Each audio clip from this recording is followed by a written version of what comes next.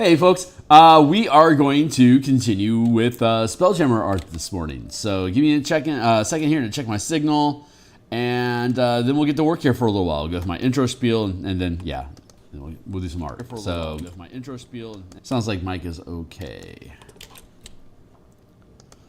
And so let me go with my intro spiel here real quick, and then we'll be back to work here in a minute. So, introduction. Hey, my name is Phil Kearney. Hi, I create role-playing game supplements. I publish them online. I've been focusing my attention on Dungeons & Dragons 5th edition for the past few years. There are a slew of links in the description down below of work that I have previously produced. There's a lot of preview available for each book that you could click into.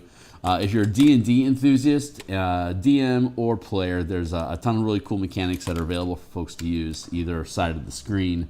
If you're just here for the artwork, there's probably about 150 illustrations amongst the various works that are available for you to look at in the free previews. So if you just want to look at pretty pictures, you are most welcome to do so. I encourage it highly. If you think any of that stuff is cool, consider making a purchase. Otherwise, you can follow me on Patreon for a few bucks. We also just updated and published on Twitter that we're live. You can follow me on Twitter at Phil Kearney. You always get notification when I go live. Otherwise, like, subscribe, bell icon helps assure that my signal continues to grow here on YouTube. Speaking of which, we're up yet another subscriber today. It is fantastic how many people are taking interest in what we're doing here, and I know that we got a ton of more cool stuff on the way. This was created back in episode 15 of what is now a 191 episode stream. So we are hacking our way through this thing. Right now we are continuing to work on the equipment and ships chapter of the book, and we're going to work some more on the pilot that we've been illustrating here. So this is glowing eyes, this is line art, this is hair, clothes, flesh. So let's work on the flesh layer here. We're going to create a new layer. We're going to do some highlights and shadows using this as a reference. If you don't see color, you don't need to. You can use established illustrations and photographs. Just keep an eye on your RGB up here in the corner, and if you do, you can always keep an eye that you're at least in the right color block, and then from there it's just values. And values, of course, is the scale of 0 to 255 in value, brightness and darkness.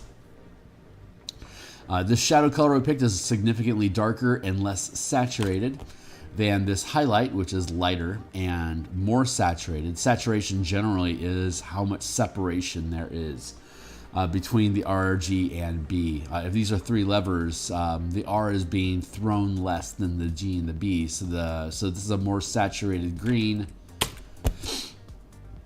than this green, because this green is barely ahead of the R and the B. So that's how you can keep an eye on saturation, which of course I can't pick up on that pigment density. So that's important knowledge for me to keep track of. But that's the super quick skinny of coloring if you don't see color. But you got to prove that it works. So stick around. Let's prove it. I've been professionally illustrating for a while. I've only been good enough to do color without people asking if I see color or not. Well, I've been fooling folks for 15 years.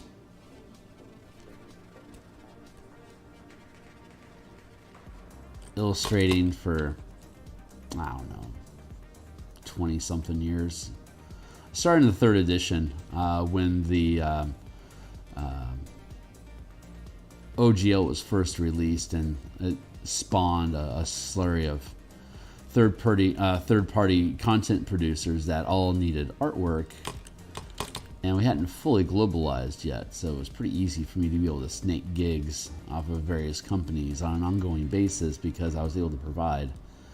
But as globalization continued, the wage in freelance illustration started to veer wildly, and I wasn't nearly as competitive as I used to be. So I got into individual commissions. Did individual commission work for a while, but got really tired of being on call for people. That was kind of the gig, and I just got tired of doing it. So then I got in. Then 5th edition came around, and it's such a malleable system. I realized that I could create my own supplements that I could then pay myself to illustrate. So I started creating things on the DMsGuild with Ravnica. The Magic the Gathering setting, the first one that they released as a sort of experimental plot setting, but when there wasn't any color magic options provided. I'm a pretty big MTG enthusiast, so when there wasn't any color magic options inside the Ravnica book, I realized that I was going to, if I wanted it done, I was going to have to pretty much do it myself, so I did. And the color magic bundle is linked down below with a massive preview and all the books that are in that set, so that you can understand how to use color magic in your game if you are a D&D enthusiast. I will be updating that for 6th edition, and that might very well be the only work I do for 6th edition. I'm not positive. I'm not positive where my fate's going to lay with that, honestly.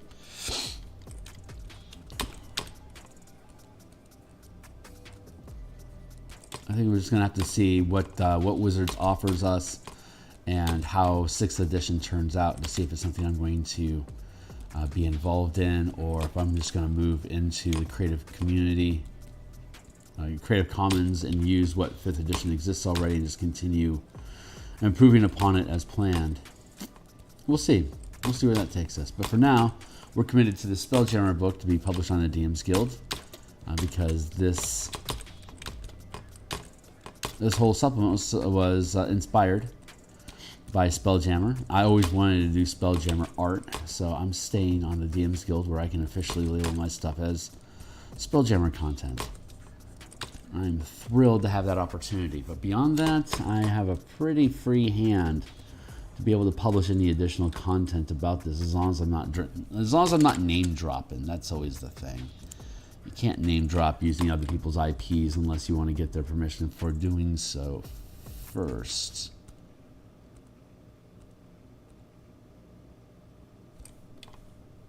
Hold on.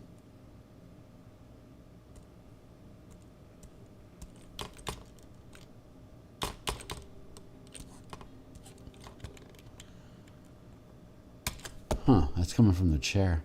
Okay.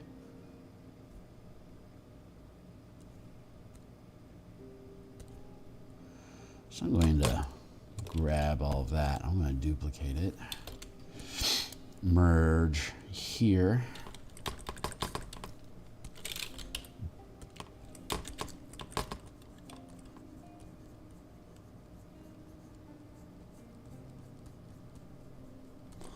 Do this so I can get an accurate read on what's going on back here in this chair.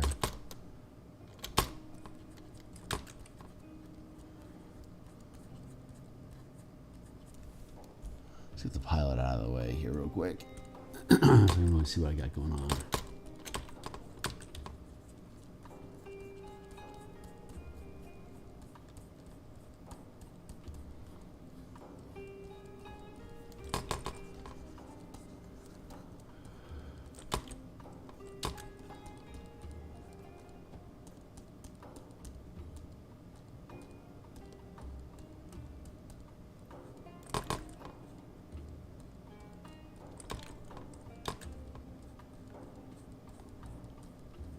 Funsies.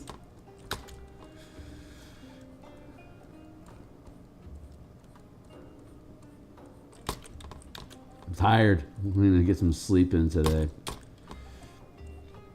I'm going to take a nap.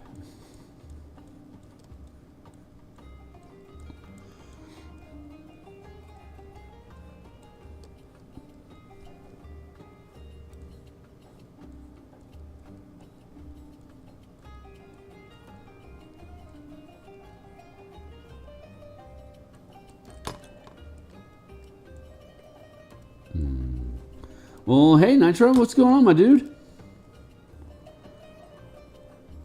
Share.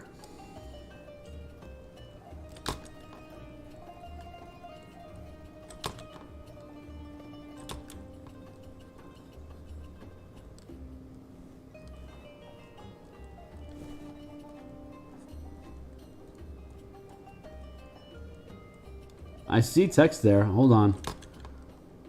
I'm really enjoying how easy it is to push pixels around with this new brush, this new smudge tool we built. It's a pretty good tool. Oh, that's addictive. Hey, do you think he drives to the top?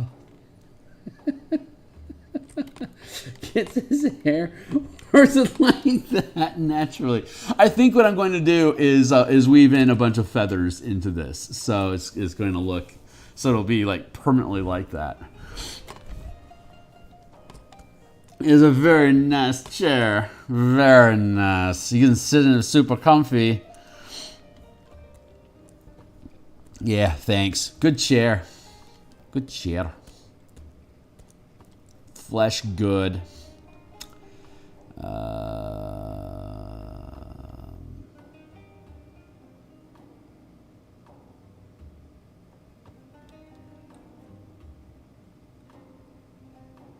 I was tweaking here because this arm angle is slightly forward while this one is top down. So I've got this going on. I've got this going on here with this back arm, and then here, and then here forward. No, yeah, that fits the angle. Okay, cool. That actually works.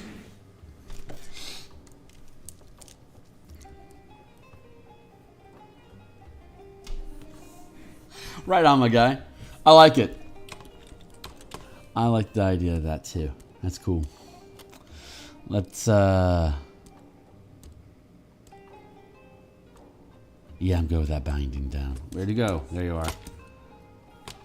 Yeah. This was there was a discussion in one of the Discord channels about variety of images, tables, and using breaking up text can be done with tables, charts, diagrams, illustrations, and sidebars.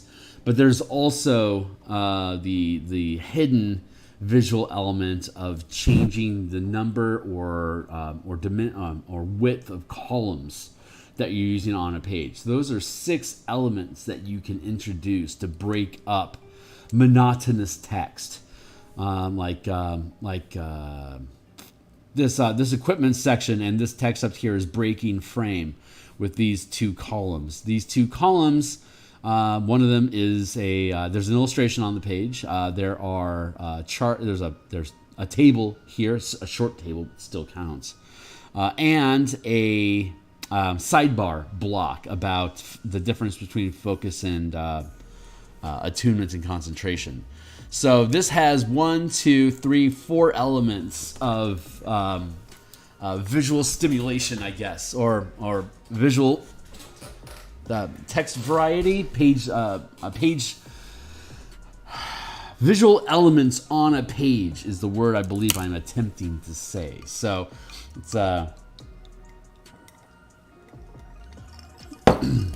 this hits a lot of marks all at once is all I'm really trying to say in that discussion about how to keep page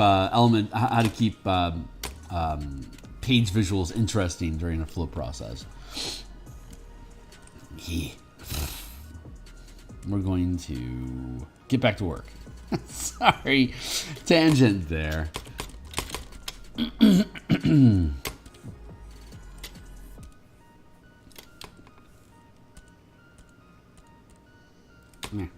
Get out of the way. Here.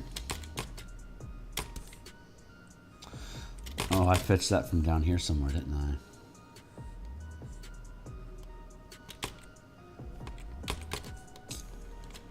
We can pull from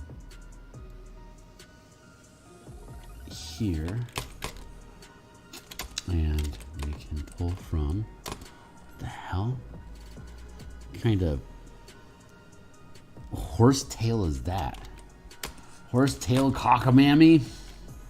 Ooh, that's a good one. Perfect. Those are the colors I'm looking for.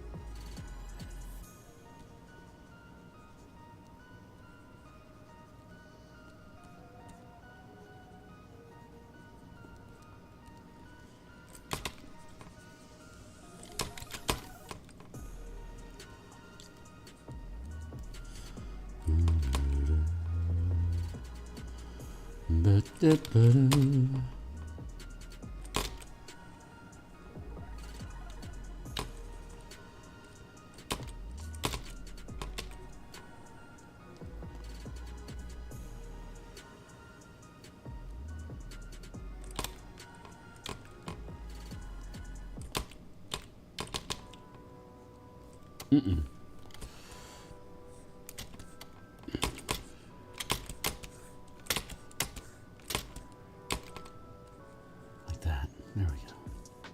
It's a little messy inside there, ain't it? I'm gonna drop the line art. Those are the eyes. Go for the eyes, boo. There. Drop that back of it just so I can get a little bit more clarity what we got going on inside of this mess. Oi. Abadoo. We can leave the hair ignored for a while. Boots. Boots, boots, boots. I need something shiny from you, sir.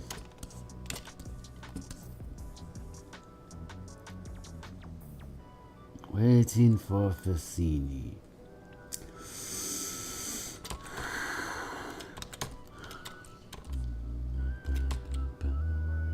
Nope.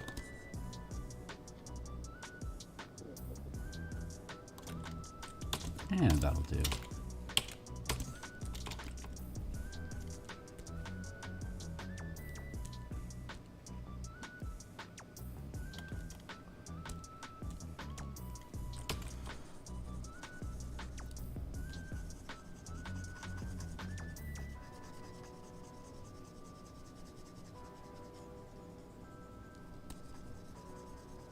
I'll block that in.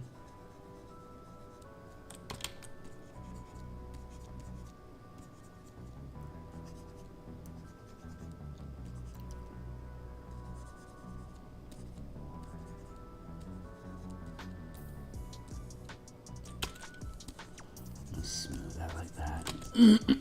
All right, I'm going to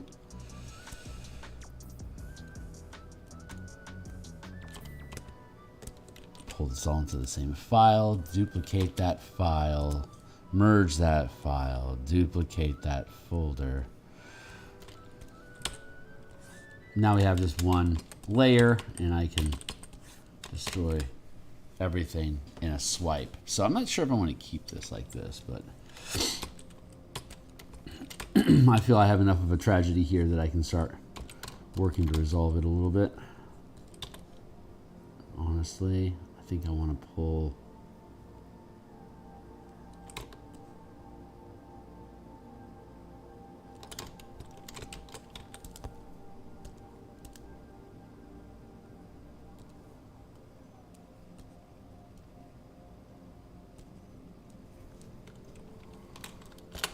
that forward a bit. I'm going to shift.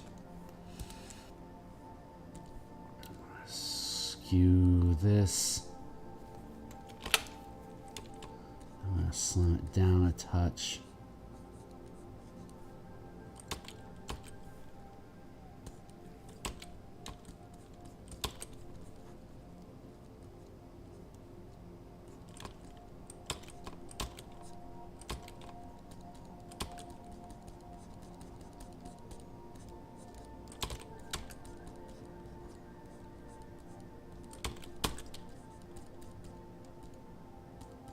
There.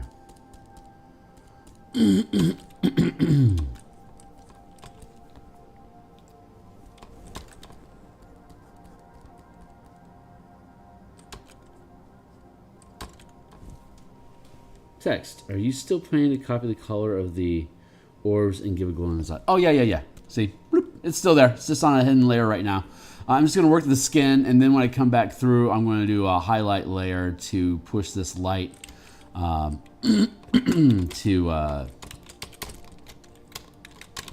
come on, man. Do like highlight along here and along here, and then highlight in there, and then like that, and here, And then when the eyes are highlighted, I'll have a little flash of light here and here. Yeah, it'll pull, the highlights here will really be able to pull the body frame out of the background. This dichotomy should be fine here. But yeah, definitely glow in the eyes. I feel it'll help, the coloring will help connect what's going on with the pilot with why holding orbs. That's what I'm attempting to say here.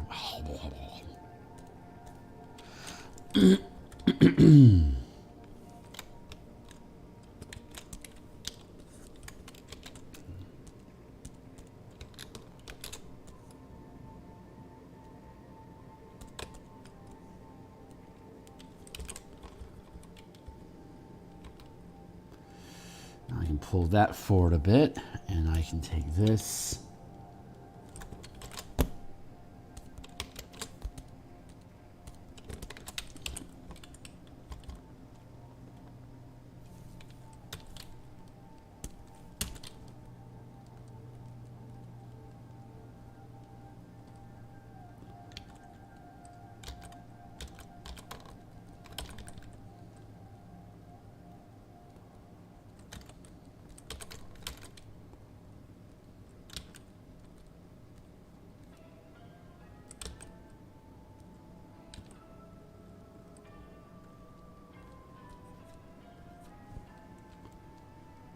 Cool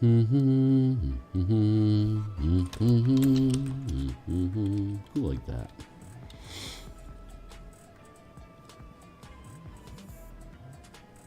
Yeah. Woo.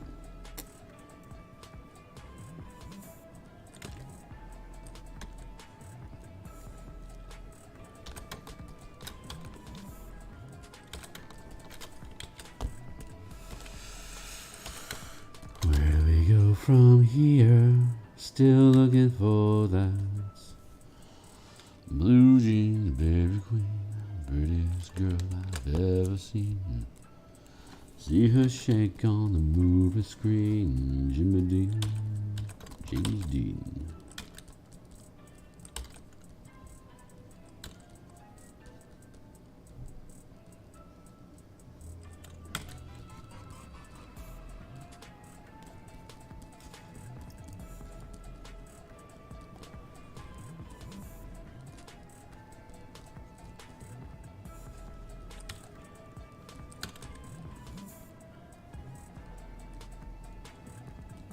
Blend stuff in smooth.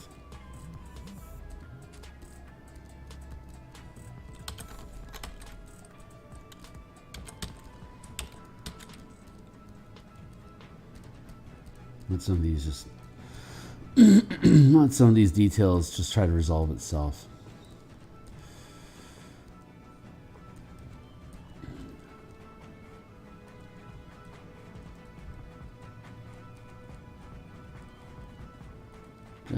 Just this smudge brush is smooth enough that I can sculpt with it, and that makes it a pretty damn good brush for me.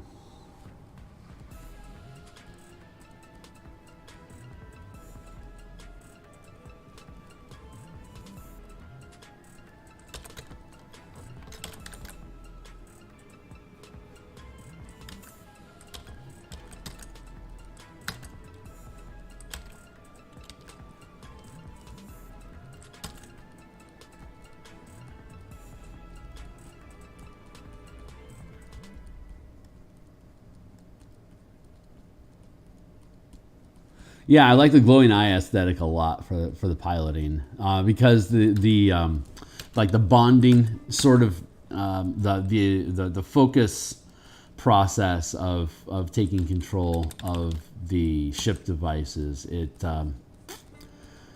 It feels like a possessing like you're possessing the ship, like you're becoming like a ghost, you're becoming the ship. Which opens up a fun conversation about ghost ships having ghost pilots Like in Light as Araxis, the Last Breath is a pirate ship that is haunted by a ghost. Spoilers. And so there's a helm pilot, like a normal spellcasting pilot, pirate pilot, but that pilot isn't necessary at all because the ghost possesses the ship. The ghost would be able to pilot the ship unto itself. So a possessed ship is effectively a living ship, but undead instead of a trance.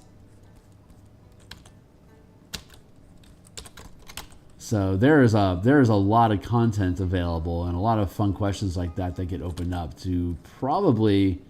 I'm torn. Either my first expansion of this book is going to be mecha and advanced war mechs as just mecha flying around in giant robots operating at the 50 and 500 foot scale to Zord stuff or to Voltron stuff or whatever.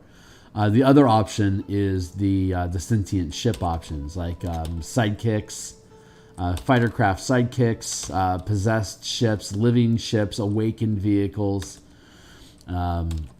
personalities, combat options, and different aesthetics that go into it.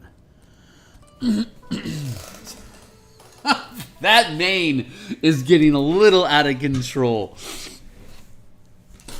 Yeah, it's feeling less blast back and more impish. So I think I need to curve that fluff a bit. I'll keep that narrative under control there. But yeah, that's those are the two primary things I think I want to start with as follow-ups to this. But then there's also designing subclasses specifically to use the mechanics that we're introducing here, like a fightercraft artificer that can summon a small fightercraft, kind of like how a monk could summon a drake. A ranger could, like a Drake Warden Drake, could summon a small dragon. An artificer could potentially summon a small fightercraft, for instance. I don't know. It's a half-baked idea. I specifically went into this thinking of the subclasses and all the stuff that already exists before deciding I wanted to start introducing a whole bunch of other stuff. But to that point, if I'm going to introduce subclasses, I want to have them lean into specifically what this book is offering instead of just building something generic that fits any Spelljammer stuff. But then that limits, it limits the scope of how useful the product is, because you got to use my supplements if you're going to make use of those subclasses if I design specifically for them. And but then that gives me something to bundle this thing with, so we can start building more content around it in general. But then that locks me into the DMsGuild more. I got all this complex decision making I have to make. I technically don't have to make any decisions right now. These are just options that I could decide to implement or not. And once the Martial Powers book comes out, then there's translating powers into spelljamming stuff. That can be super fun. I'm going to get rid of that ear. It's at the wrong angle right now.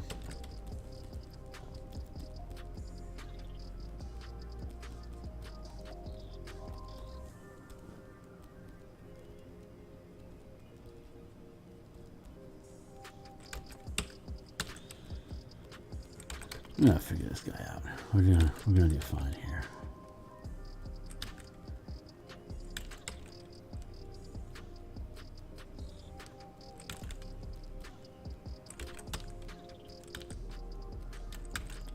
I feel like my timer's about to pop. Good news, everybody! It's only 6:45. Holy crap, I'm doing great. Where's my timer at? I want coffee. Give me coffee. I never set a timer, did I? Well, how about that? We just set a clock now. So let's see.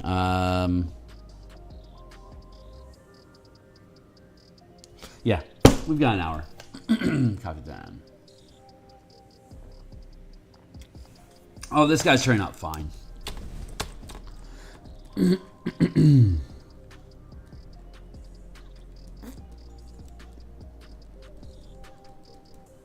That was right, wasn't I? It's 30. Nope, I was wrong.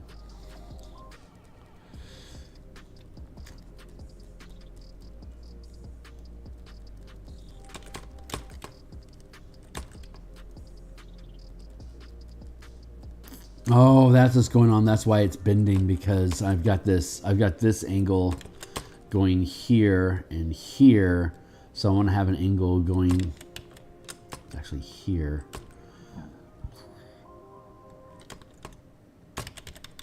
Yeah, I've got some foreshortening happening here with his face. That's fine. It'll turn out fine. Everything's fine.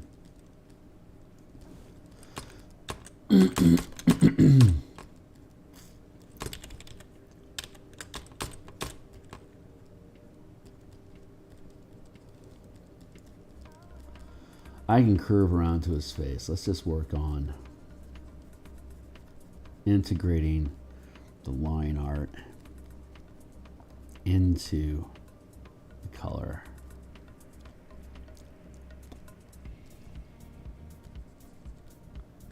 We're doing fine.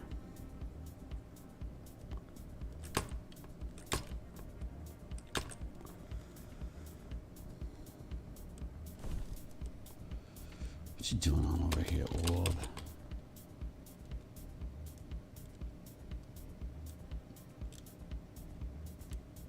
Okay, I'm listening.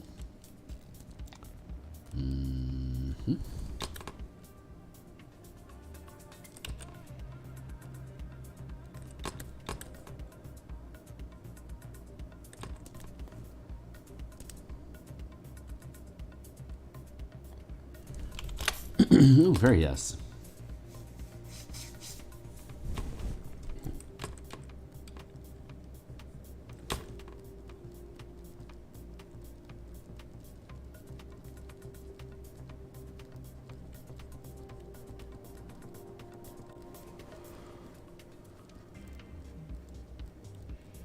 Make these things curve together into the same proper anatomy. That means curving that deltoid.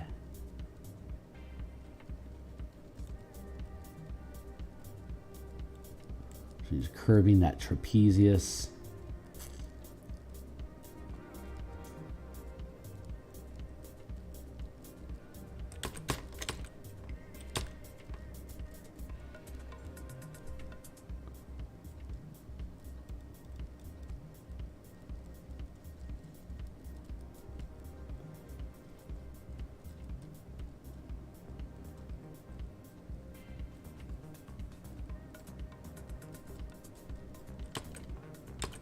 Now we're going.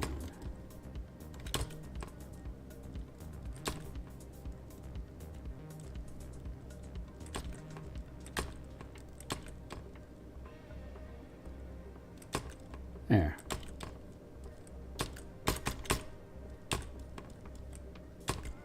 I'm spying some text over yonder. Hold on. Let me get to you.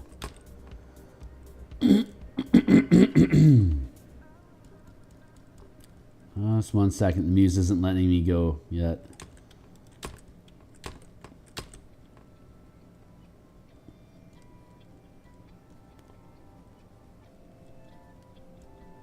There.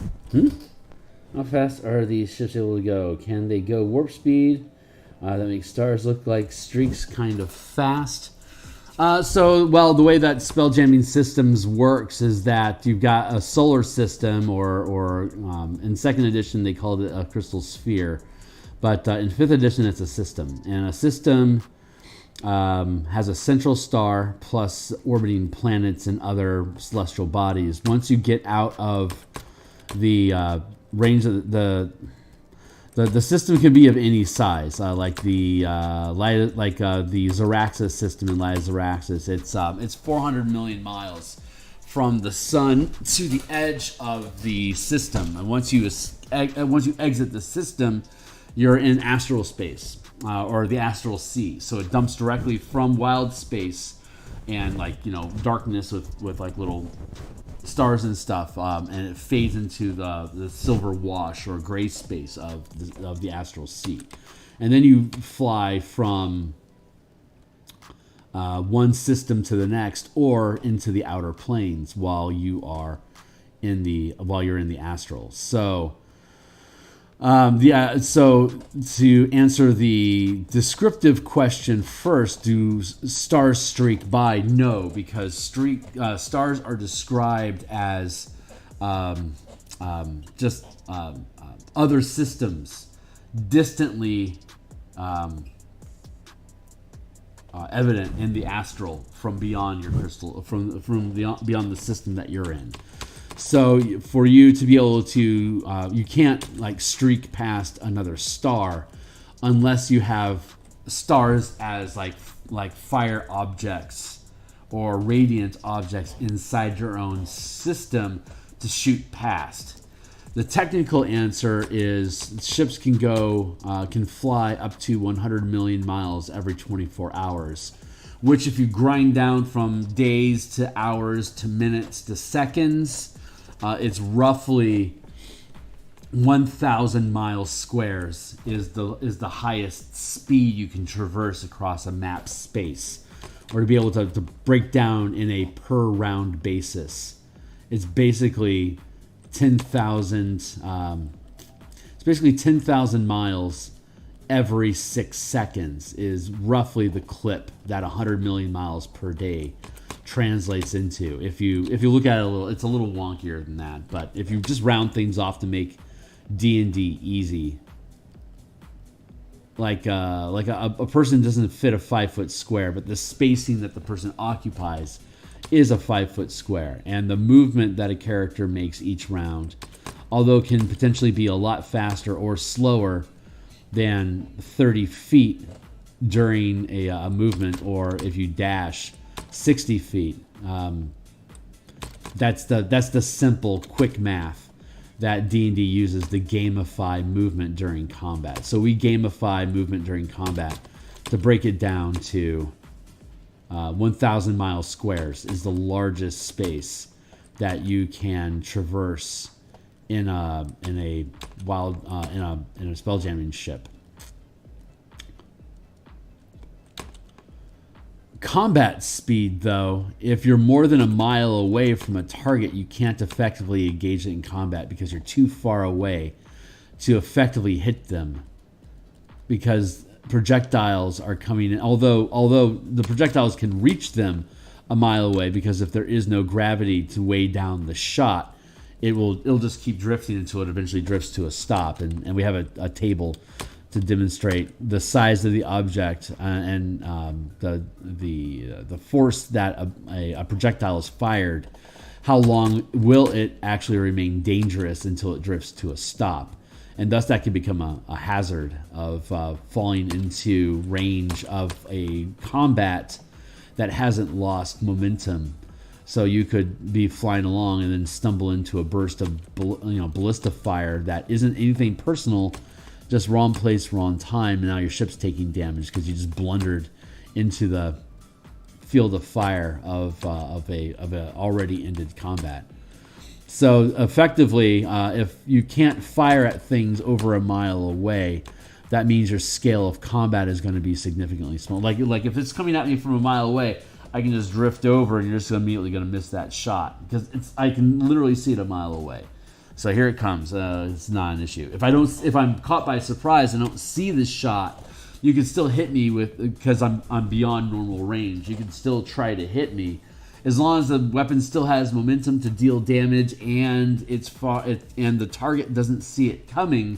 You could still theoretically hit it. with a disadvantage, but to be able to have what you would consider normal combat between ships, your scale has to be within a mile, which is roughly 5,000 feet. So that breaks your squares down to, at most, in combat, to a 500-foot square. Even though you could do 1,000 miles per square and still stay within your normal action economy of movement per round as a ship, that becomes it's impractical.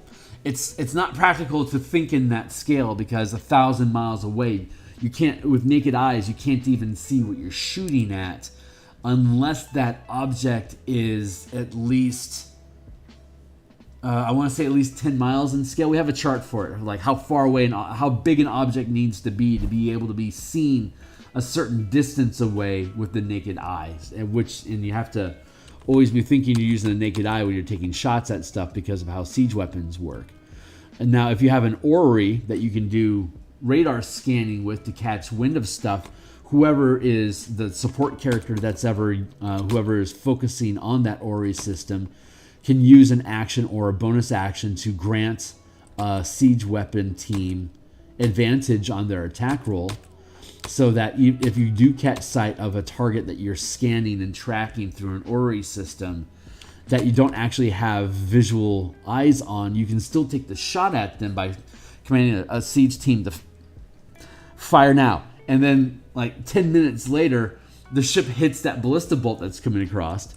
That's possible if the armor class is high enough to exceed with a disadvantage roll, but then B, that disadvantage roll, if it's higher than the passive perception check of the target over a mile away, it won't see the shot coming, so you can deal damage to it as well. Now it knows there's damage and it's alert, and you can't get the drop on them like that. And now they can see any shots that are coming their way until they let their guard down, and you can catch them. You can catch them. That ear is not working out.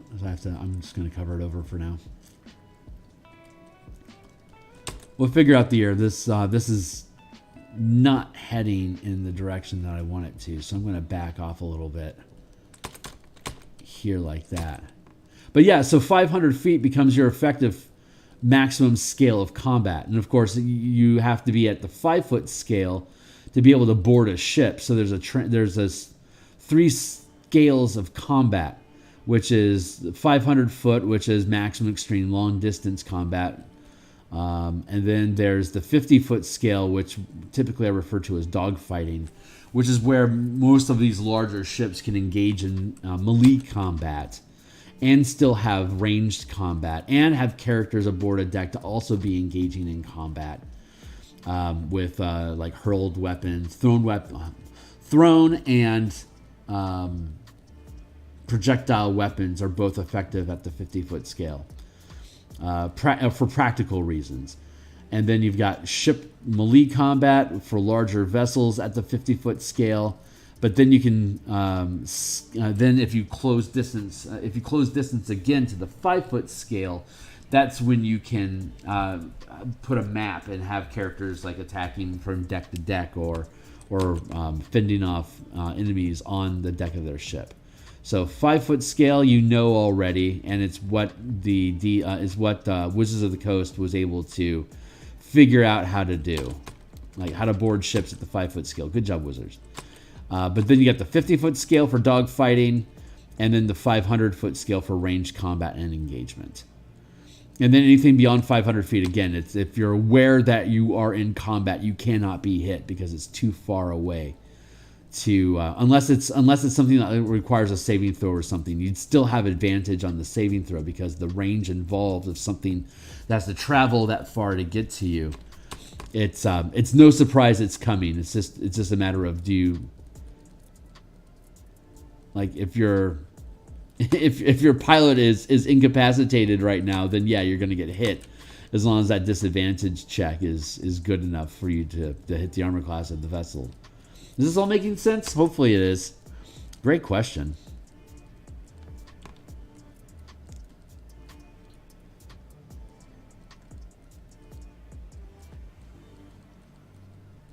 So 100 million miles per day breaks down roughly into 5 million miles per hour. So if there were stars that you could pass, you'd be able. They wouldn't. Stars are typically 100,000 miles or less in size, which means that you're moving 50 times faster than their size is. But that's over the course of in the course of an hour, you can move 50 times the distance of the star, like say the sun. How would that look? In an hour, 5 million, so it'd be 1 million miles every 10 minutes, which is 100,000 miles per minute. So if the sun is 100,000 miles in size, it would take you a minute to pass the sun if you were adjacent to it but not in its space, so it's causing you damage. But if you're adjacent to it, you'd be able to make a saving throw to prevent any kind of fire radiant damage for proximity. But if you're then scaling out in distance, that breaks down to 10,000 miles every 6 seconds, or roughly 1,000 miles per second. So stars wouldn't be streaking by in any circumstance because it takes too long to pass by them. So hardly the speed of light. Speed of light is like fast. This is only a fraction of the speed of light, but it's the Adventures in Space documents 100 million miles per day as the benchmark speed that Spelljammer ships are capable of operating at. So we wanted to respect that maximum speed. As if we didn't have to change anything in the book, we didn't, because again, it's an homage to what we think the royal we, Adam Hancock, myself, and Ukulele Bard. Basically, this book is essentially what Wizards of the Coast could have come up with if they had had the opportunity, manpower, and passion to produce it. But the ideas and stuff in here is basically me, and then Ukulele Bard was hired as a technical consultant and co-writer to make sure that the math we're using makes sense, that the mechanics are smart, that there's he's an internal auditor, of the process, and to make sure the math lines up smart, and to provide text suggestions during the creation process of that. And once the two of us were happy with our initial take on what the text is, we handed it off to Adam Hancock, who is most famous for Orc and an Elf Had a Baby, but he also did the Baldron's Guide to Kingdom Building. He also did Homes and Shops. He's done a lot of cool work, and so he's our editor. So he had a lot to say about the grammar and grammar. He wasn't a technical consultant. That was more the role that Ukulele Bard played.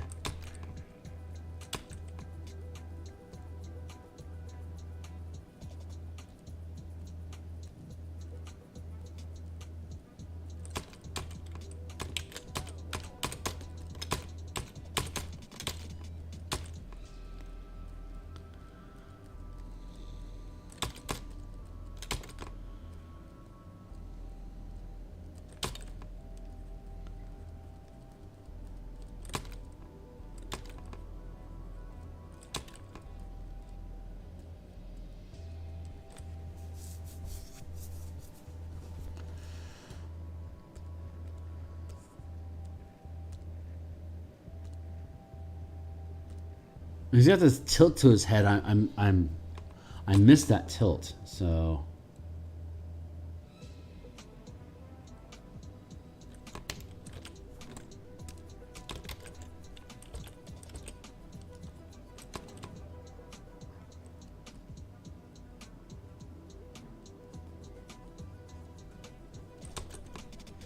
So I'm just going to bring that back.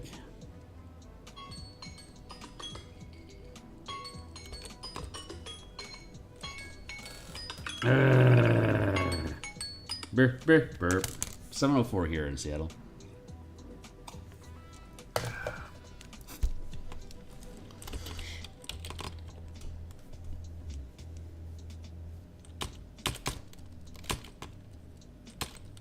Yeah, I have never seen a role-playing game, or really any game for that matter, handle scaling at this magnitude before. It's surprisingly smooth.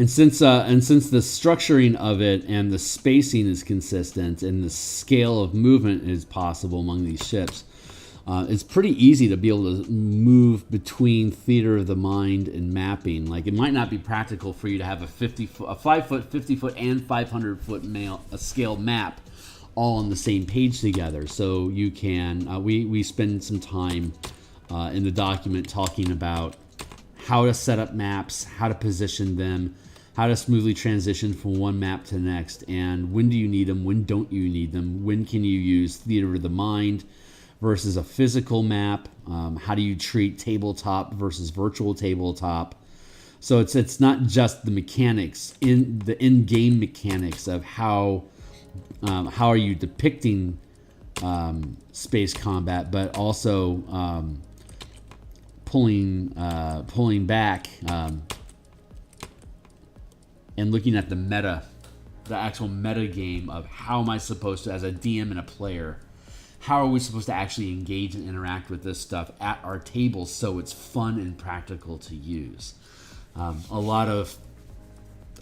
think the scale of battle is something that gets neglected a lot in these fantasy games where your fireball has a 160-foot range or whatever, but you only have 40 feet of map on your kitchen table. It's like, how are we supposed to engage with this content properly when our physical space is so limited? And just snarking that you can just play on virtual tabletop is elitist, at least, and just simply unavailable to others. And so, like, we just don't want to use virtual. We don't want to use a VTT. Like, that's going to be one of the challenges that Wizards is going to have to face with their 6th edition experience of digitizing it to help monetize the product. Is like, a lot of people don't want to use that tool. Like, they don't want to have to be required to use that tool. They'd rather play something else than be forced down a path. So we don't want to force anybody down any paths using these mechanics. So we spent the time looking at how much space do you need to be able to perform different types of combat between ships at different scales, and what kind of a map can properly represent that. And here you go. Here's an example. So that's part of the combat chapter, which is why I know there's going to be a lot more diagrams and charts and stuff in the combat section than any other section, which is why I'm cool with doing a lot of illustrations in the other sections to help complement or to help counterbalance the amount of technical visuals that we're going to provide once we get into the combat section, which will be after this. So once we get the equipment section done and the hazards section done, then the only sections we'll have left to flesh out are going to be combat and exploration, which happen to also be the two largest sections. But I think all this time spent in these smaller chapters of the book has helped us lock down the visual language that we want from all these illustrations. So everything is being done properly.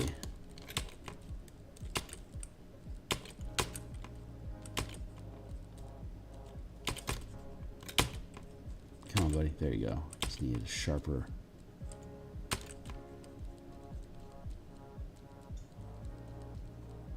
I don't need to get myself in too much of a bunch because again we're going to use the light from the orbs to hone in on like we'll end up rimming that that pectoral like that, you know, and then we'll have the ribs come down here like that, and then torso like that, and then the curve of the hip, and then the belt, and then the pants, and then there you go. That's where we'll be on the highlight, and that'll end up looking really, really good. It'll be that's really strong contrast there. This will be it'll end up being a really good composition. So I can see where it's going to be at. It's just I gotta work out the anatomy here in the interiors of it for a while now. For a while here to get it to sit proper. So I'm hoping that well, we're going to after today, I'm probably going to sideline this one and just finish it off screen because we have a few other illustrations that we're already working on inside this chapter that we've been showing off on other days as well. So I'm going to use tomorrow to push forward some of the other pieces that we had started developing and get those down to the point where we can do coloration like this. Actually, you know what? Oh, yeah, I'm just going to stop here right now on this piece. The muse just completely vanished on me, but this is turning out well. I am pleased so far. So we can let that sit for the moment.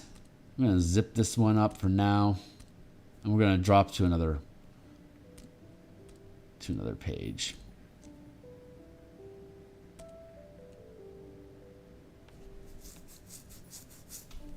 So here's the Artificer Navigator we were working on yesterday, who's using an Ori Station and the Wild Space Ori to navigate stuff. And then we've got the Necklace of Fresh Air illustration. I got rid of that already, so that's they had to do some spot editing there because I had some redundancy. But here's an image of Zedalia with an air necklace, creating an air bubble around her throat so that she can continue to breathe. When you find the princess, she's aboard the vampire ship and it has a poison atmosphere because vampires don't breathe. So they can afford to have a poisonous atmosphere. She can't though, so she's got the necklace and it keeps a bubble of fresh air around her, even though she's, spoiler alert, a prisoner. Air bubble, body, face. I'm going to clean up the line art down here. That's what we're going to work on for now.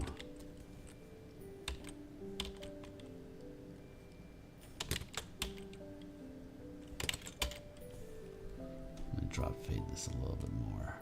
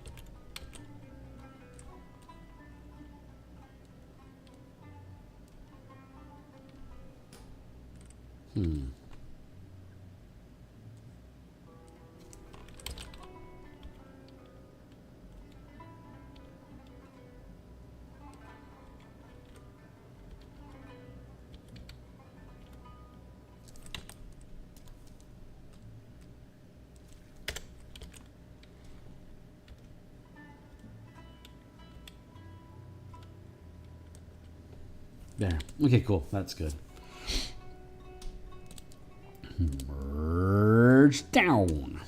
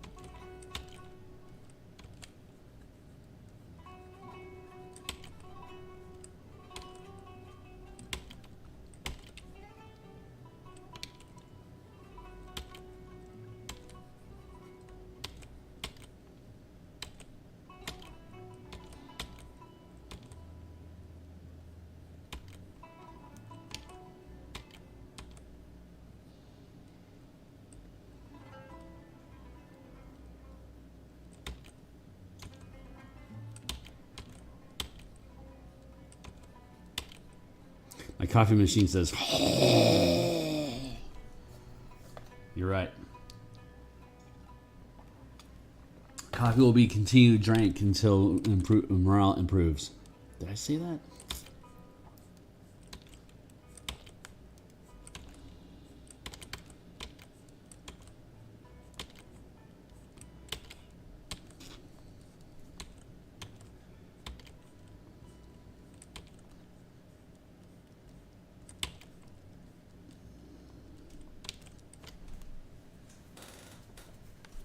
That'll be fine.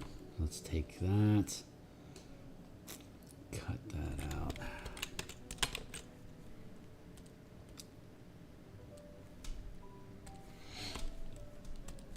Take this. I'll drop that further. Perfect.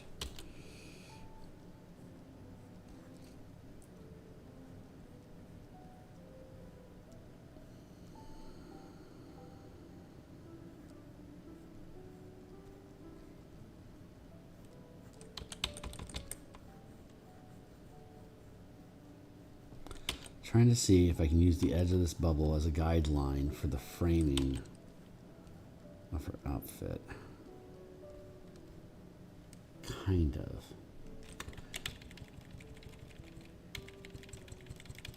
What I definitely need to be doing is trying to clean up my line art instead of doing more sketching. I've already done sketching on this twice. I don't need more sketching. I need definitive line art. So let's cool it with the scratchiness now, Kearney. I've already proven the composition is good. You like the composition. We're going to keep the composition. I really love how this turned out, by the way.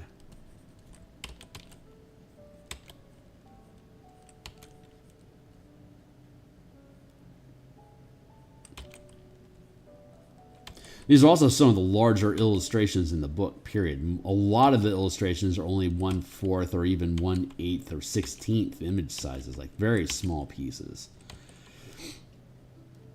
The text construction is pretty tight overall. There are gaps. Very, very few gaps that warrant intense illustration like this throughout the book, I believe. I think I might have like 4 or 5 more illustrations of this magnitude, like this size. So the lifting should remain pretty light throughout the rest of the project once we clear these larger images. But I'm okay, and I'm okay with these larger images being up front. They come back again, I think, in the equipment, in the about halfway through the book, in the exploration and and hazards section of the book.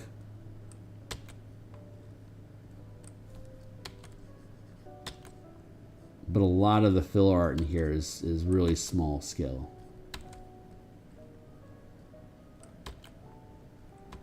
Which is helping us kick through the project quicker. Instead of being locked into doing, you know, 80 quarter page or larger illustrations like we had to do with the color mana books that we were doing. Those color mana books down below are crammed full of a ridiculous amount of artwork.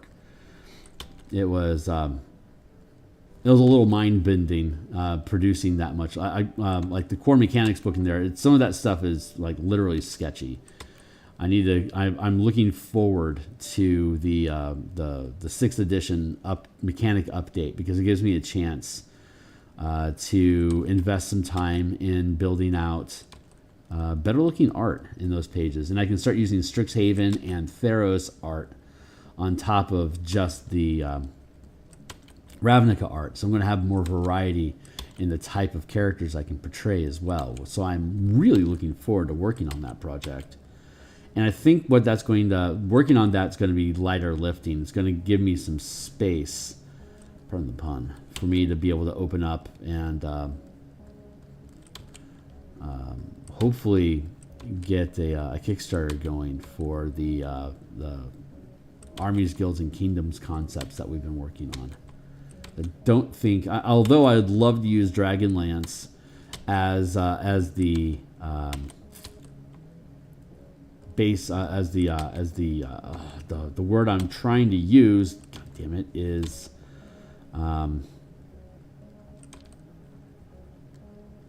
proof of concept that the mass combat system works. It might just be more practical for me to put it on DMsGuild or on DTRPG or as a Kickstarter project, and then after we're done with it, if there's interest, to come back through and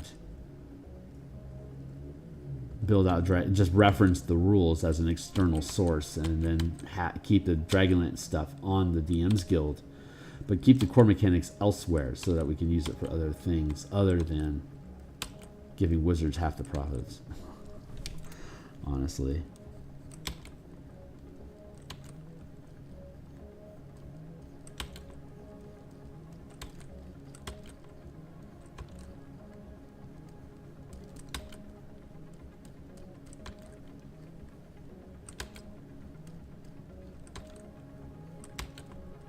Like if this wasn't an IP specific project, this Spelljammer thing that I'm working on, and I'm keeping it Spelljammer specifically because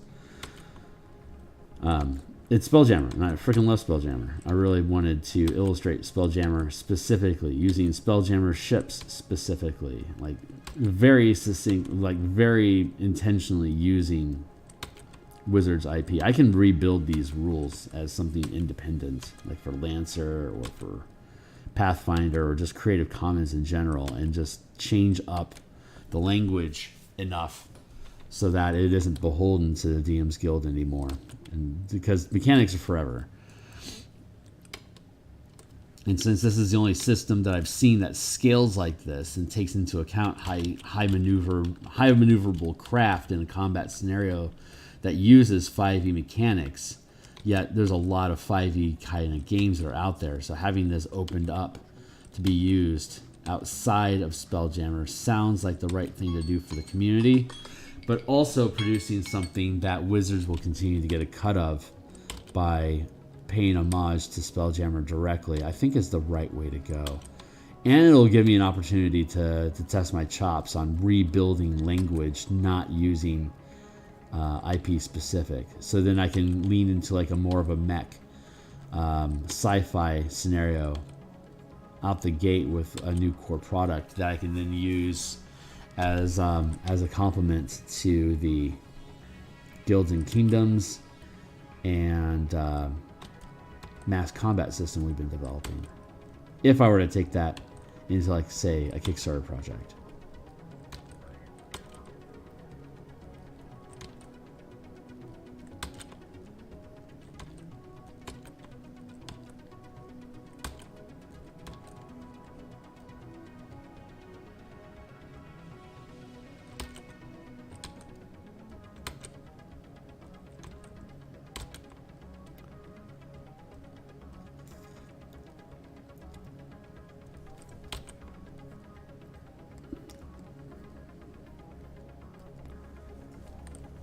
Anyway, I'm rambling a little bit.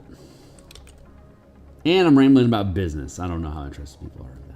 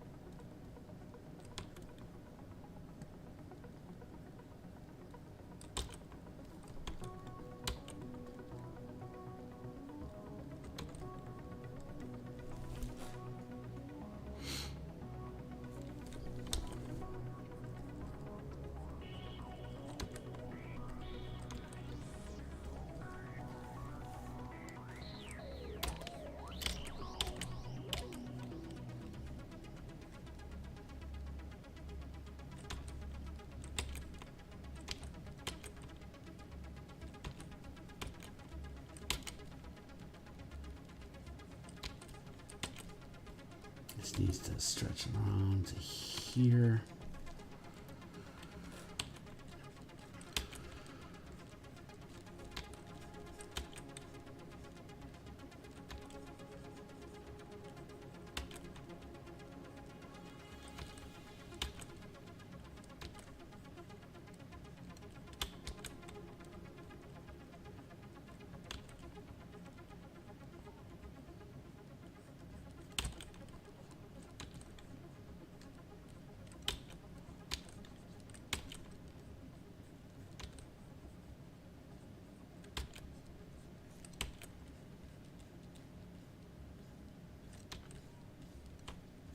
I'll be looking over here.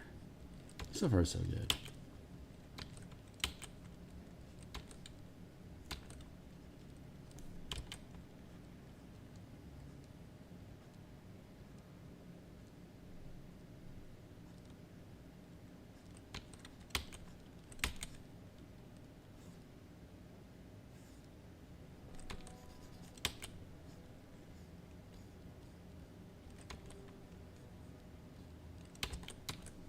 There, that's the curve I deserve. Just like that.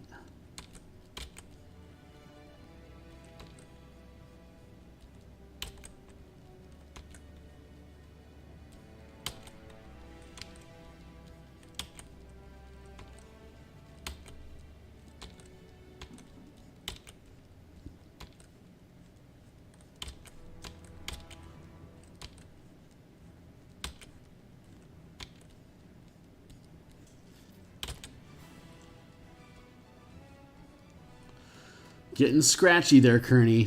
Makes me feel like you don't really know what you're doing. We're supposed to be past scratchiness right now. We're supposed to be getting into clean art. You are not getting into clean art, Kearney.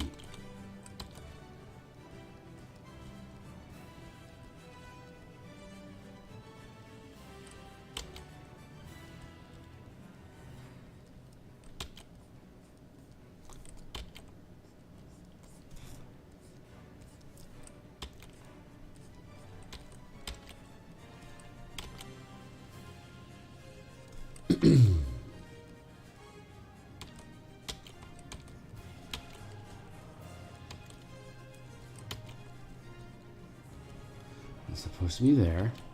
So that we're using our drafting skills here to build the perspective on the frame here of the body. It's got weird curves built into the architecture of these pauldrons and the bodice. Bodice, anyway. The rack.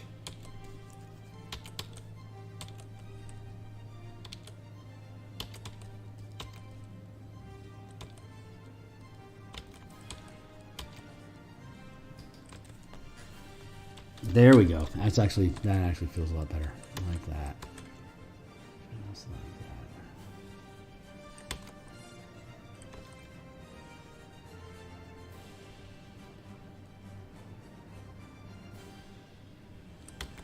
Cling. Smooth that out. Smooth that out.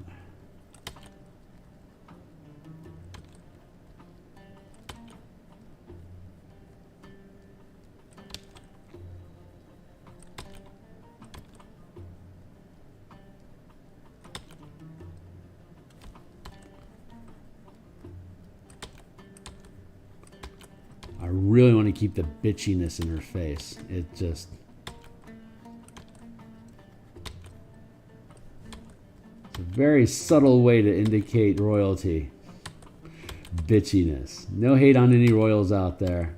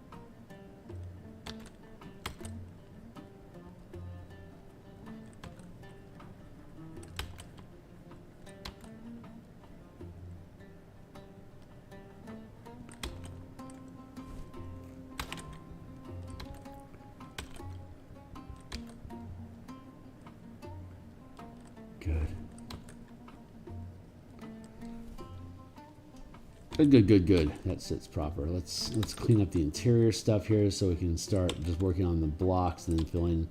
What I don't do a lot of times is work with initial outer large shapes and then work inside of each shape to have more detailed and definition inside of the larger shapes. A lot of times I let those things just organically flow into each other, but this piece is requiring me to be a little more, well, it's the garment itself is incredibly structured, so it shouldn't surprise me that the workflow is forcing me to take a more structured approach to resolving the geometry and the architecture of the clothing design. This is not part of my preferred. It makes me think more, which makes me lean into the camera like that. Hey, Hornetico. See, I'm focusing so much I didn't even see my friend Hornetico showed up. What up, my guy?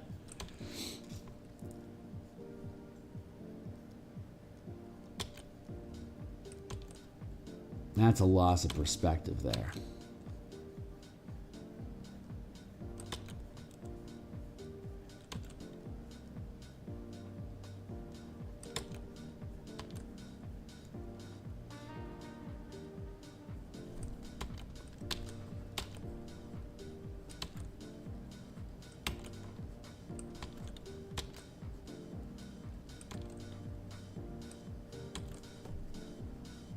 That line is unnecessary, so I'm going to get rid of it. But I feel like I want to keep it here, at least a little bit.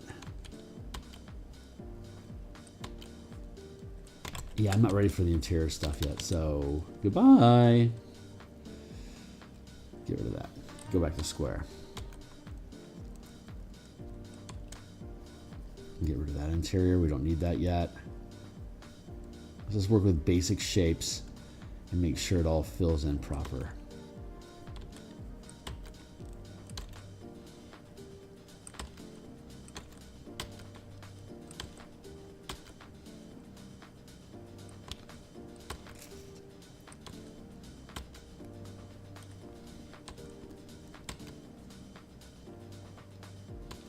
I see more text. Working on some character art of my own, struggling with the musculature because I always draw my characters kind of soft-shaped. Ah, got it. Do you think this change in approach that you're dealing with has anything to do with your recent interest in Lancer as a game? There's a lot of hardline structure mecha stuff that goes into Lancer, so it kind of lends itself to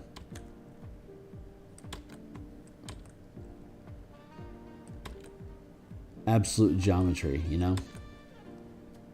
I'm wondering if that's influencing you at all. God, I've got my leans. I gotta really zoom in here so I can keep my posture up. I'm exhausted. I need sleep. I have not been getting enough sleep.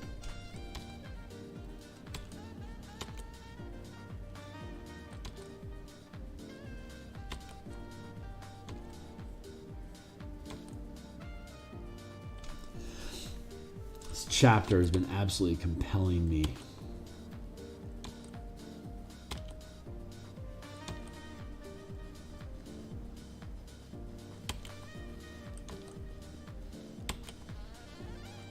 Text. It's possible mecha is a very nature tendency. Yeah, to use a lot of straight edges and such. Yeah.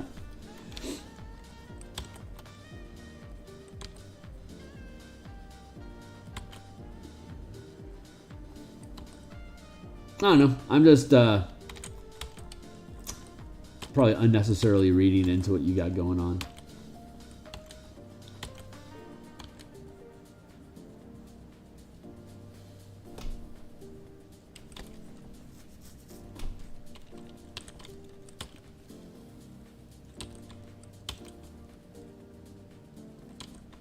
This should be like this.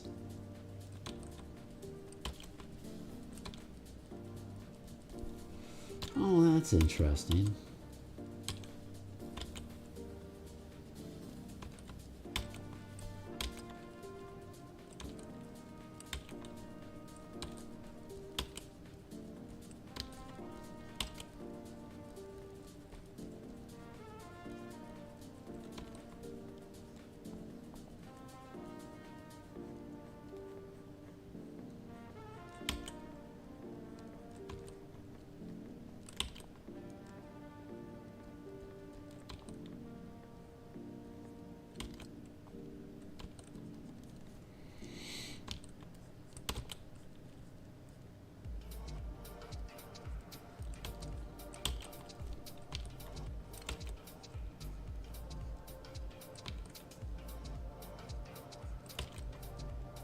Discovering hidden anatomy issues through bad perspective is tight.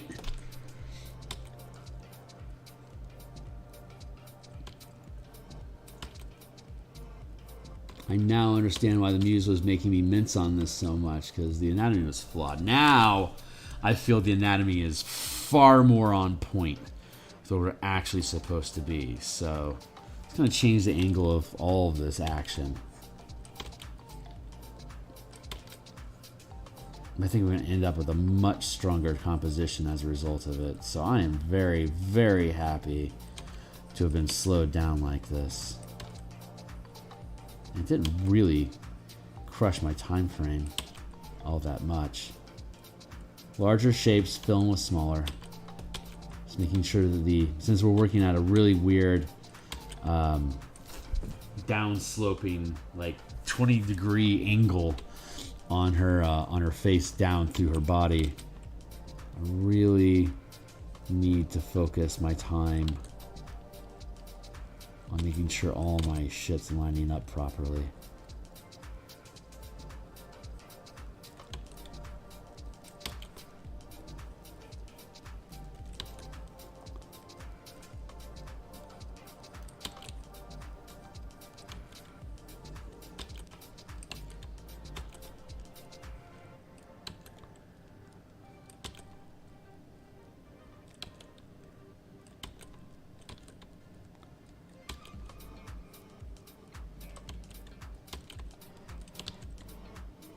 If I build it right, I don't have to question the curves.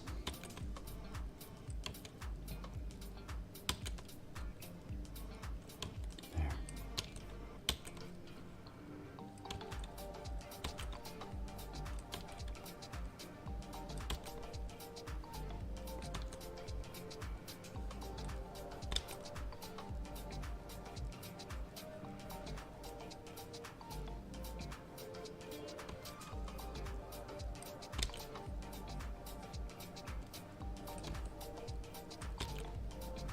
Do, do, do, do, do.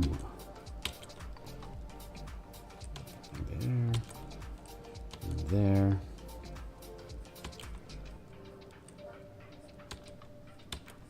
Leaning in again. That's how much I got going on here. Hey, Cat Up, it's good to see you, my guy. So after here, let's push some text over and see what Ked's got to say. What up?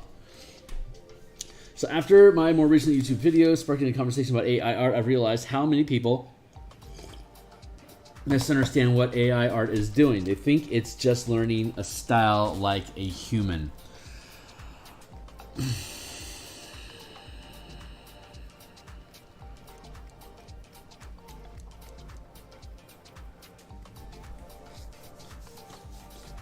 Okay, so I'm going to be controversial because the way that I work,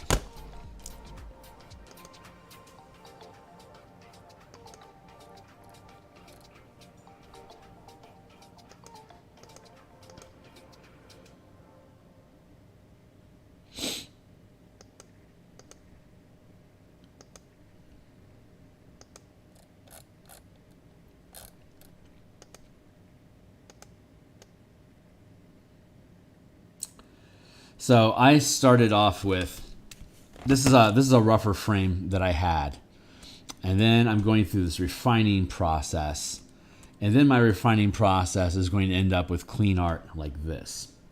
So it's going through, you can literally see the transition from rough hewn.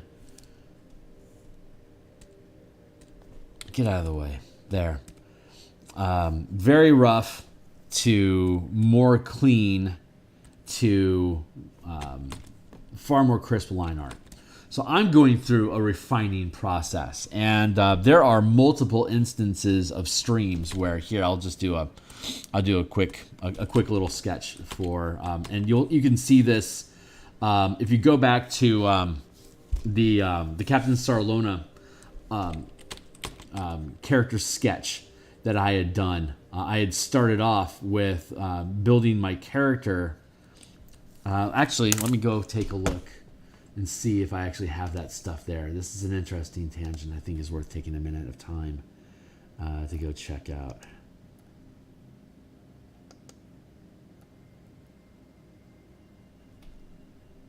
Production, tokens,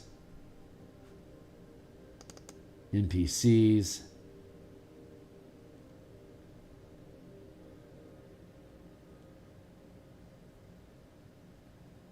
This is a few moments here, so bear with me. And that's a huge frickin' file, so it's absolutely just chugging itself open slowly. But we'll get there. Chunka. So AI, what it does is it starts off with a field of pixels, and then it blocks inside those pixels, and it further renders into smaller and smaller spaces, and you're very much setting the amount of detail that you want inside that space. So let's see. Captain Sartell. There we go.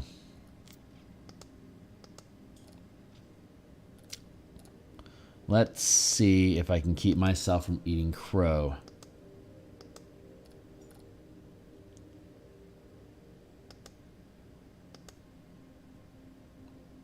Perfect.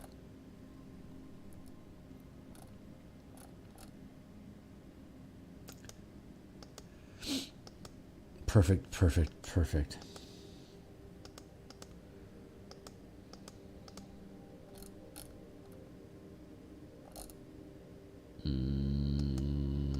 Hold on. Making sure I get this thing paced out properly.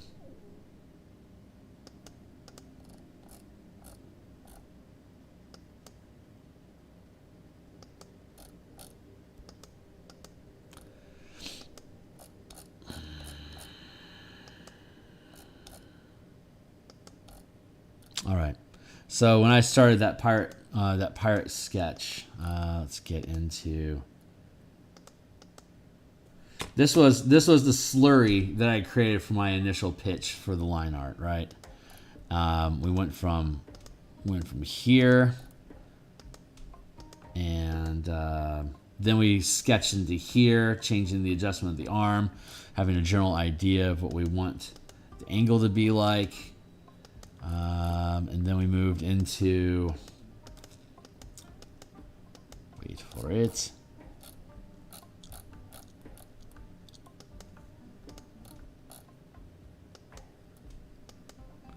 Then we refined it further from there, and then we dropped in color, and that was our final piece. So that's 3 transitions from a slurry of line that starts off as a spin doodle like this,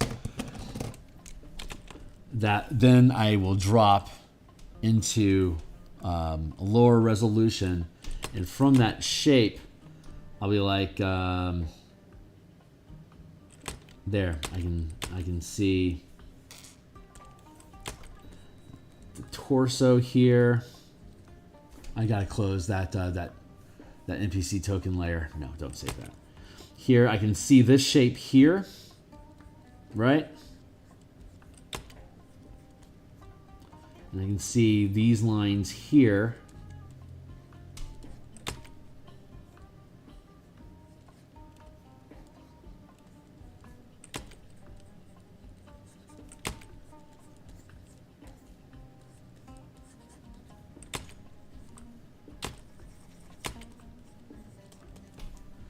And then from there, I can drop that back, and inside that shape, I can start pulling together an image of a gesture, right? AI is technically doing the same thing. Each of these rendering processes, it's comparing a data set of different referenced images that can agree this is an accurate piece of anatomy that I'm currently producing. Now AI has severe anatomy issues currently, but it's working on it. But it's going through this same screening process of starting off with a vague idea, and what inside that vague idea are we finding pre-approved concepts and art that are part of its data set that aligns with the gesturing that we're currently looking at. So now we see that this is here, and I can drop this back down further, and this one further, and this one further, so I can just fade that other art out. But as I move through this process, I can now have a nose and eyes and a mouth, and here, and now I'm here and here and I'm here.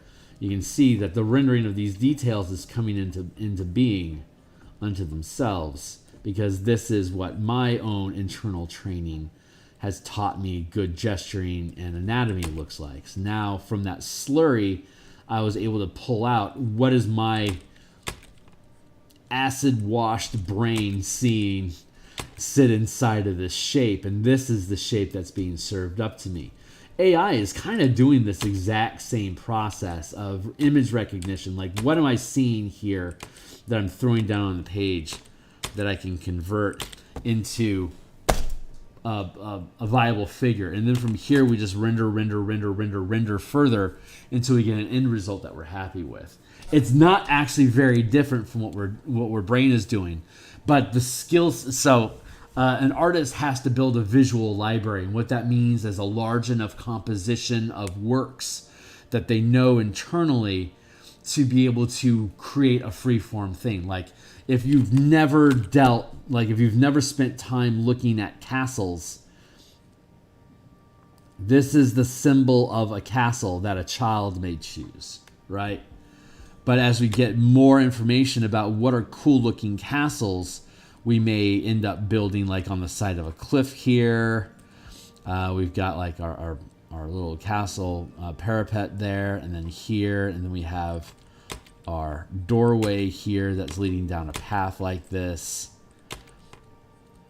And then we've got our keep inside of the castle, and then we've got another parapet here that's leading to this cliff that's dropping off, and then we've got background like that. And I could further and further render this, but if I don't have any visual library about what a castle is, then all I'm really doing is creating an icon that represents what I think this object is. But I have to build, me personally, I need a lot of reference material to be able to see what can be done with a castle, so that when we start rendering it and I start pulling my imagination together, it is going through that same compositional process of, I've seen castles that look like this, I've seen castles that look like this, and I've seen castles that look like this. And between those three, these two first images, I can blend those together to create the perspective that I need for this castle. And I know what kind of architecture goes between those two, so I can kind of mutt it.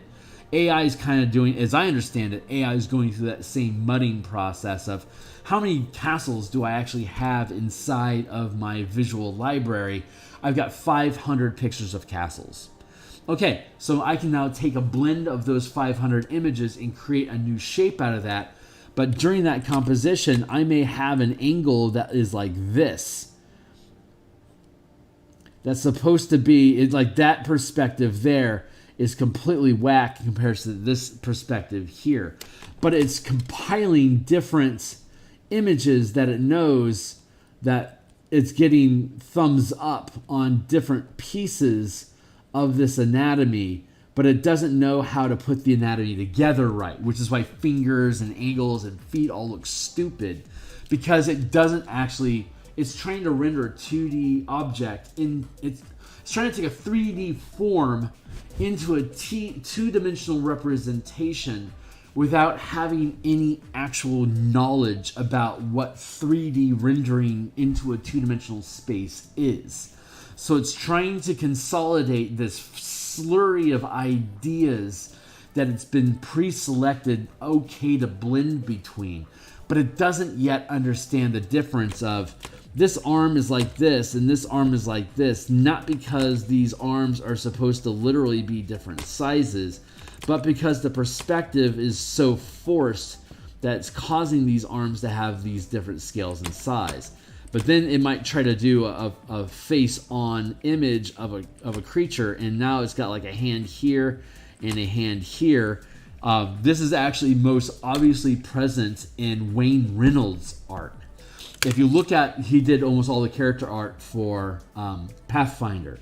If you get rid of the sense of forced perspective, he'll have an arm that's twice the size of the other arm, even though there's nothing weird. Like a perfectly normal person, from the forced perspective that he uses, his anatomy is radically different between two different limbs because of the way that he's forcing perspective. But that's his style of art. If all you did was feed an AI with Wayne Reynolds' style of art, you can create highly rendered objects, clothing, hair, but all the anatomy is going to be completely fucked because the computer doesn't understand how that style is being implemented to create an aesthetically pleasing and plausible object that's being compressed into a two-dimensional space. For them to be able to make AI work the way that it needs to be able to, what it actually needs to do is be rendering objects in 3 dimensions, like ZBrush, for instance. You're building an object, sculpting an object, and then rotating that object to an aesthetically pleasing position to then take a photograph of that instance. Like there was a really cool sculpture of 3 or 4 Pathfinder iconic characters fighting a dragon. It was a statue that they rendered in ZBrush. They then literally, like I just said, rotated it to a position that showed the team engaging the dragon at an interesting perspective and made a snapshot of that and presented that as a picture. But it has the full 3D environment, creature and characters inside of that. It could rotate the camera freely at any angle and take a snapshot as an overhead shot if they wanted to. But it's a fully rendered 3D image. The computer is attempting, AI is attempting to compress all that stuff down into a single 2-dimensional shape without understanding all of that 3-dimensional perspective and relation with each other. So that's why we can easily see this uncanny divide between what reality really is and what AI is presenting us, because AI doesn't understand 3 dimensions. It just understands, I have this data set that I can pull images from, and the more people say yes, no to the 4 images that it provides, it's training itself to say, this picture is more aesthetically pleasing than that one. I'm a good boy with this picture, bad boy with these other 3 pictures, but it doesn't understand why. So it doesn't actually have intelligence. It can't reason and understand. It's autofill. I don't know if you use that terminology or not, but Breaking Points and Rising are 2 political commentary news channels that I like on YouTube, and they are constantly talking about autofill. Stephen, I forget his last name, from the Zoo game. Stephen, I can't remember his name. Anyway, he's got this animal project. He talks about AI as being a complex autofill, and he's completely accurate with that. But that autofill is getting answers off of just yes, no, upvote, downvote. But the computer has no idea why that vote is going up or down. It doesn't understand anything behind it. But that rendering process that it uses is the same thing that I just demonstrated here, from a slurry of lines into a shape that makes sense. But I'm doing that because of my experience of looking at people and their body language over the course of 50 years. So my visual catalog is probably a fraction, even with that much experience. It could still potentially be a fraction of what AI is sampling off of, or it might be the same. But my intelligence is able to parse yes, no out of that, because it understands the 3 dimensions that we're actually operating in. That causes the angles to change, which is why you have to have these different perspectives. So each little block of 100 pixels next to the next 100 block of pixels next to the other block of pixels that it's rendering is rendering each of those 100 pixels down to separate 10 pixel blocks.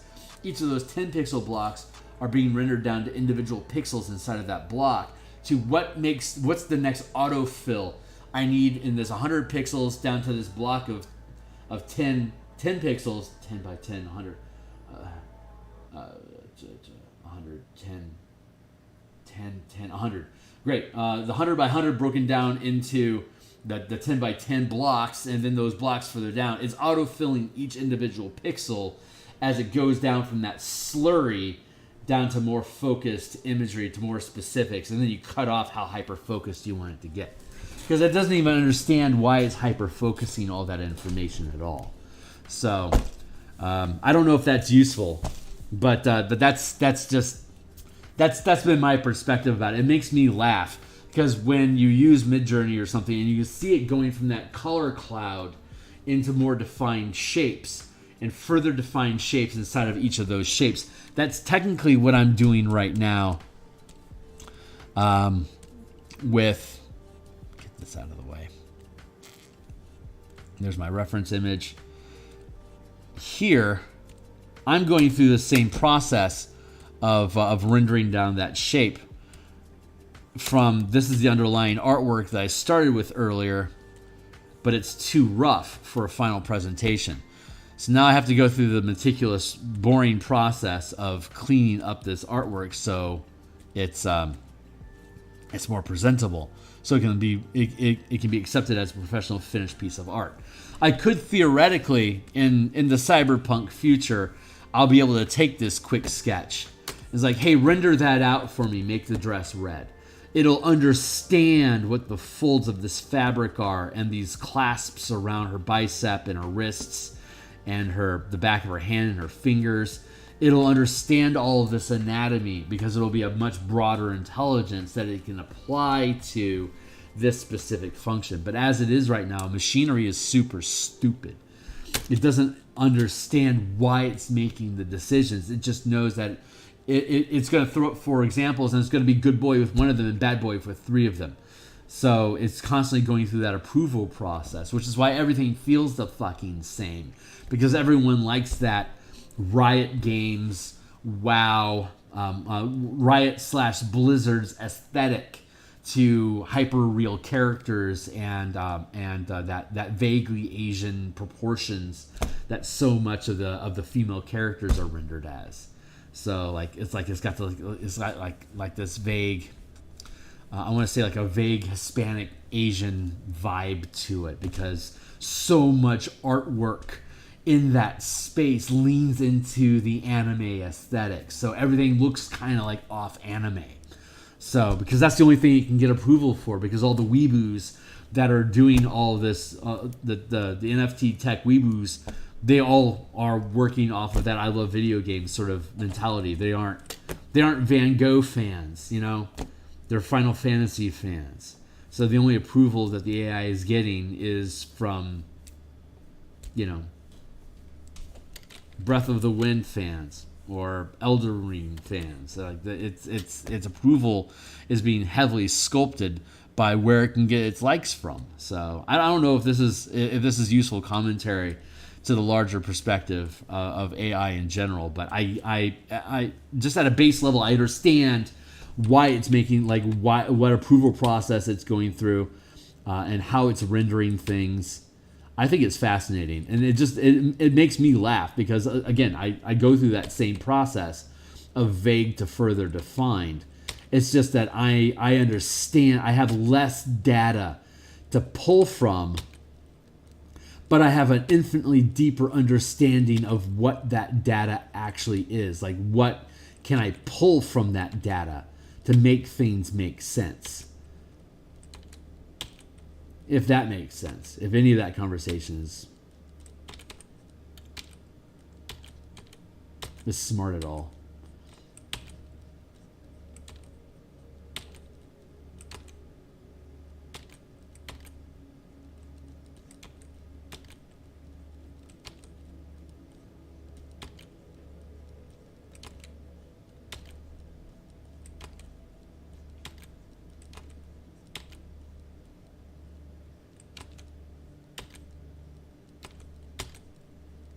I am almost out of time. Oh, it's 8:03. I'm technically out of time. So I'm going to clean up this edge here real quick. There is a gap I got to respect there. And then I can curve this into there. And then this goes to here.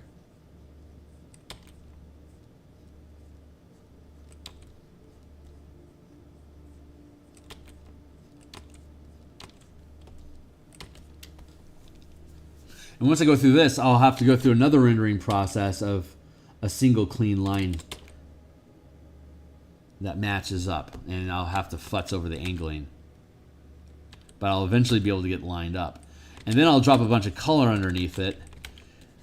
And then I'll bond it all together. And then I will blend this line art into the color itself to further smooth and integrate it in. So I have a lot of extra steps I go through, because I'm a horrible, horrible artist that relies on smudge instead of straight line work. But that's where I'm at. So anyway, that's my thoughts on AI for the moment. And this is where we're at with our artwork for today. And it's Wednesday, so that means I'll be back again tomorrow. I'm happy with how this Navigator is coming along. I'm liking how the Air Bubble Princess is coming along. I am very pleased. Let's stitch this. Thank you, Timely Timer. So here's the pilot that we're working on. He's coming along very nicely. Let's see. Here's a sidebar and some charts to break up the page here. We got 2 images that we have here that we're working on today. I might put like I don't know what I'll put in here. Maybe a little thing. This is a size comparison table using grids that I'll need to flesh out. I won't bore you with those details. Sidebar and tables, keep that interesting. Lots of table here and a small image rendering up here in the corner. And then the ellipsid. Did I just lock up? Nope. There you go. And then the ellipsid. Cuttlefish and nautiloid. And that'll be the 4, 5, 6, 7, 8, 9, 10, 11, the 7 pages of the equipment and ships chapter. Followed up after that is the combat section. After the combat chapter is spellcasting. After spellcasting is exploration. After exploration is hazards. After hazards is creatures.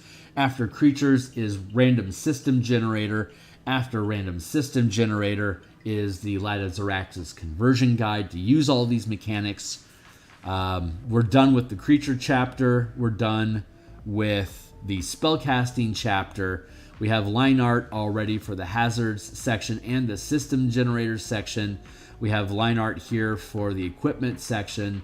In the hazards section, we'll have hazards and equipment finished next.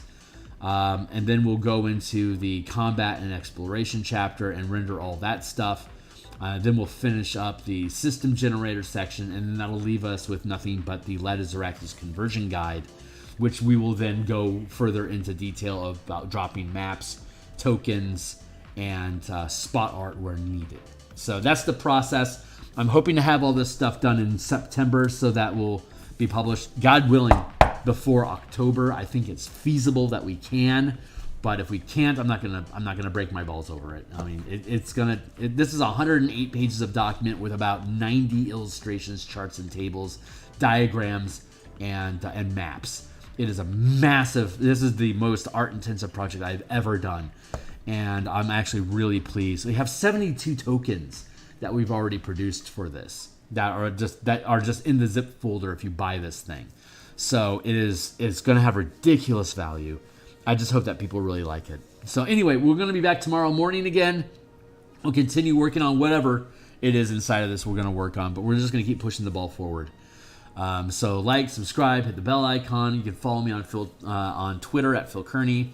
If you want to tip me some bucks on Patreon, you're welcome to do so at Phil Kearney.